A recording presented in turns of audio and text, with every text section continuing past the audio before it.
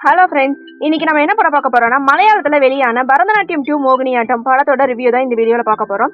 2024ல வெளியான பரதநாட்டியம் திரைப்படத்தோட 2ஆம் பாகமா இந்த படம் வெளிவந்திருக்கு. முதல் பாகத்தை டைரக்ட் பண்ண கிருஷ்ணதாஸ் முரளி தான் இதே படத்தையும் டைரக்ட் பண்ணியிருக்காரு. இவரோட சேர்ந்து விஷ்ணு ஆர் பிரபு திரைக்கதை எழுதியிருக்காரு. ஒரு முழுநீள காமெடி கலாட்டாவா இந்த படம் வெளிவந்திருக்கு. படத்தோட கதை பரதன் நாயர் அப்படிங்கிறவர் இறந்ததுக்கு அப்புறம் ஆரம்பிக்குது. அவருடைய மகனான சசீந்திரன் கேரக்டர்ல சஜி குரூப் நடிச்சிருக்காரு. தன்னோட மனைவி ருக்மணி மகனோட எதிர்காலத்தை பாதுகாக்கணுங்கிறதுக்காக ஸ்ரீகண்டபுரத்துக்கு பயணிக்கிறாரு. அங்க ஒரு புதிய வீட்டுல பரதன் நாயரோட 2வது குடும்பத்தை குடியமர்த்த முயற்சி நடந்துட்டு இருக்கு. அப்பந்தான் வில்லன் என்ட்ரி ஆகுறாரு. கோவிந்தராஜாங்கிறவர் ஒரு சசீந்திரன் குடும்பத்தை பத்தின ஒரு ரகசியத்தை கண்டுபிடிக்கிறாரு.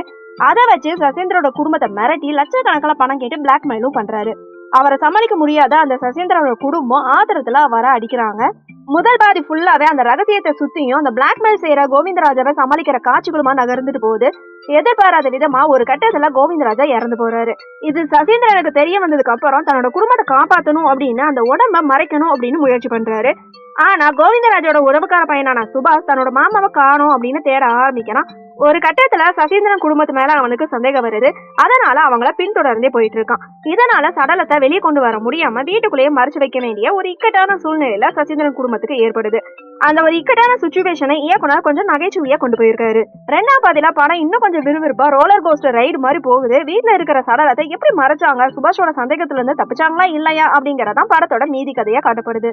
படம் முழுக்கவே பயத்திலே இருந்த சசீந்திரன் கடைசியில தன்னோட உடம்பொழியை மாத்தி ஒரு அதிரடியான மாஸ் காட்சியோட தன்னோட வேலையை முடிக்கிறாரு.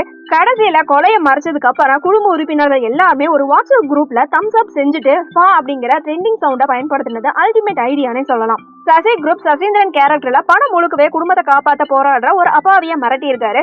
கிளைமேக்ஸ்ல அவர் செய்யற விஷயம் அவர் உடல்மொழி மாறுறது அப்படின்னு அருமையா நடிச்சிருக்காரு. சுராஜ் ஆரம்பத்துல வசதியாவும் வில்லத்தனமாவும் இருக்காரு. ஆனா செத்ததுக்கு அப்புறம் சடலமா நடிச்சு சிரிக்க வச்சிருக்கான்னு தான் சொல்லணும். குறிப்பா ராமாயண கதையில ராமர் மிச்சர் சாப்பிட்டாரு அப்படின்னு அவர் சொல்ற வசனம் மூலமா சிரிக்க வச்சிருக்காரு. பேபிஜின் பெர்ஃபார்மன்ஸ் தான் படத்தோட ஹைலைட்னே சொல்லலாம். அவர் வர காட்சிகள் எல்லாமே அருமையா இருக்கு. வினய் போர்ட் சில காட்சிகளை வந்தாலுமே தன்னோட பங்குக்கு அருமையா நடிச்சிருக்காரு. தொழில்நுட்ப ரீதியாவும் படம் ரொம்ப ஸ்ட்ராங்காவே இருக்கு. வயிறு குழுங்க சிரிக்க வைக்கிற மாதிரி காமெடி காட்சிகள், நடிகர்களோட யதார்த்தமான நடிப்பு, சுவாரஸ்யமான திரைக்கதை படத்தோட பிளஸ்ன்னு சொல்லலாம். ஆனா மைனஸ்ன்னு சொல்றதுக்கு பெருசா எதுவும் இல்லைங்க.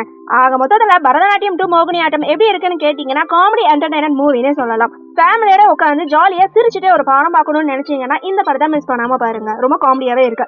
ஓகே ஃப்ரெண்ட்ஸ், நெக்ஸ்ட் வீடியோல பார்க்கலாம். இந்த வீடியோ உங்களுக்கு பிடிச்சிருந்தா லைக், ஷேர், சப்ஸ்கிரைப் பண்ணுங்க. தேங்க்யூ.